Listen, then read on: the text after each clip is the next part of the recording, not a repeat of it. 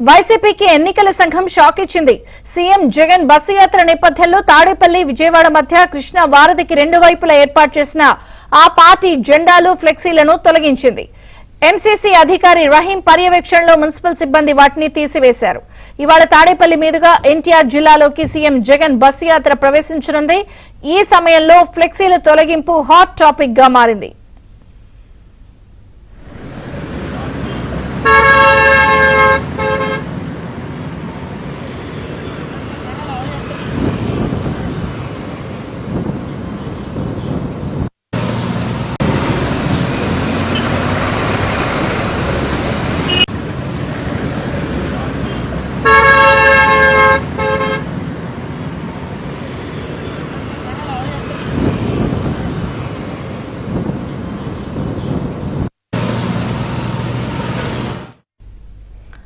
వైసీపీకి ఎన్నికల సంఘం షాక్ ఇచ్చింది. సీఎం జగన్ బస్సు యాత్ర నేపథ్యంలో తాడేపల్లి విజయవాడ మధ్య కృష్ణా వారధికి రెండు వైపులా ఏర్పాటు చేసిన ఆ పార్టీ జెండాలు ఫ్లెక్సీలను తొలగించింది. ఎంసీసీ అధికారి రహీం పర్యవేక్షణలో మున్సిపల్ సిబ్బంది వాటిని తీసివేశారు. ఇవాళ తాడేపల్లి మీదుగా ఎన్టీఆర్ జిల్లాలోకి సీఎం జగన్ బస్సు యాత్ర ప్రవేశించనుంది. ఈ సమయంలో ఫ్లెక్సీల తొలగింపు హాట్ టాపిక్ గా మారింది.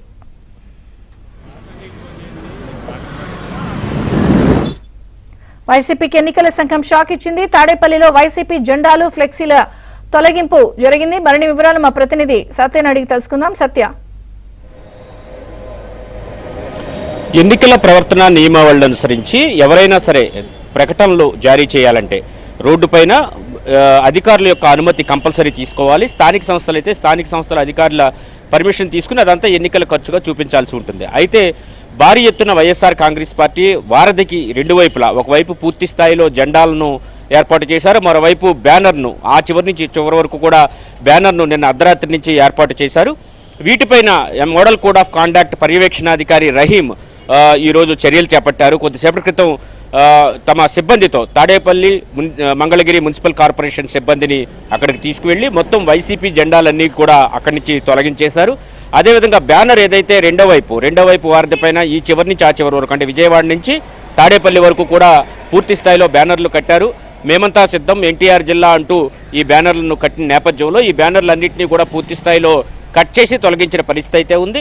ఎన్నికల కోడ్ నియమ నిబంధనావళి ప్రకారంగా అన్ని పార్టీలకు సమాన అవకాశాలు కల్పిస్తున్నాం. ఎవరైనా బ్యానర్లు ఏర్పాటు చేసుకోవాలంటే ముందస్తు అనుమతి తప్పనిసరి. దీనికి సువిధ యాప్ కావచ్చు, అదేవిధంగా అనుమతులు తీసుకోవడానికి మరొక సివిజిల్ యాప్ ద్వారా ఫిర్యాదులకు సువిధ యాప్ ద్వారా అనుమతులు తీసుకోవాలని చెప్పినప్పటికీ కూడా అటువంటి ఏమీ లేకుండా వీటిని కట్టడంతో ఎన్నికల సంఘం ఆగ్రహించింది. దీనిలో భాగంగా ఎన్నికల సంఘం సంబంధించి మోడల్ కోడ్ ఆఫ్ కాండక్ట్ను అమలు పరిచేటువంటి పర్యవేక్షణాధికారి రహీం కొద్దిసేపటి క్రితం మంగళగిరి తాడేపల్లి మున్సిపల్ అధికారులను తీసుకువెళ్ళి మున్సిపల్ కార్పొరేషన్ అధికారులను తీసుకువెళ్ళి అక్కడ మొత్తం ఈ జెండాలను అదేవిధంగా ఫ్లెక్సీలను కూడా పూర్తి స్థాయిలో తొలగించారు. అనుమతి లేకుండా ఇటువంటివి కట్టడానికి వీల్లేదని కూడా అక్కడ కడుతున్న వారిని కూడా స్పష్టం చేశారు. వాటన్నిటిని కూడా తొలగించడం. మరోవైపు విజయవాడలో ఈరోజు ముఖ్యమంత్రి జగన్మోహన్ రెడ్డికి సంబంధించినటువంటి మేమంతా సిద్ధం బస్సు యాత్ర ప్రవేశించిన నేపథ్యంలో ఆయన మార్గంలో ఉండేటువంటి చెట్లకు ఒకవైపు అంతా కట్ చేసిన పరిస్థితి అయితే ఉంది. దీంతో ఇప్పటికే ఎండలతో తీవ్రమైనటువంటి వేడికి గురవుతున్నటువంటి నగరవాసులందరూ కూడా తీవ్ర ఆగ్రహం వ్యక్తం చేస్తున్నారు. మధ్యాహ్నం పూట నిర్ణయిస్తున్న చెట్లు కొట్టేయడం ఏంటని కూడా వారంతా ప్రశ్నిస్తున్న పరిస్థితి అయితే ఉంది. చెట్లు రోడ్డు వైపు వాలినటువంటి కొమ్మలన్నింటినీ కూడా భారీ స్థాయిలో విఎంసీ విజయవాడ మున్సిపల్ కార్పొరేషన్ సిబ్బంది కొట్టేయడం. మరోవైపు పోలీసులు కూడా ముఖ్యమంత్రి పర్యటన ఉంది కాబట్టి రూట్ మ్యాప్ ఆధారంగా ఏం చర్యలు తీసుకోవాలంటూ గంటల తరబడి ట్రాఫిక్ను నిలుపుదల చేయడం పైన కూడా బెజవాడ వాసులు ఆగ్రహం వ్యక్తం చేస్తున్నారు. మరోవైపు మోడల్ కోడ్ ఆఫ్ కాండక్ట్ నేపథ్యంలో ఎన్నికల సంఘం కూడా వైసీపీకి షాక్ ఇచ్చింది. వైసీపీ జెండాలను బ్యానర్లను పూర్తి స్థాయిలో తొలగించేసింది. ఇకపైన ఒకవేళ జెండాలు బ్యానర్లు కనుక పెట్టుకోవాలనుకుంటే సువిధ యాప్ ద్వారా ముందుగా పర్మిషన్ తీసుకోవాలి.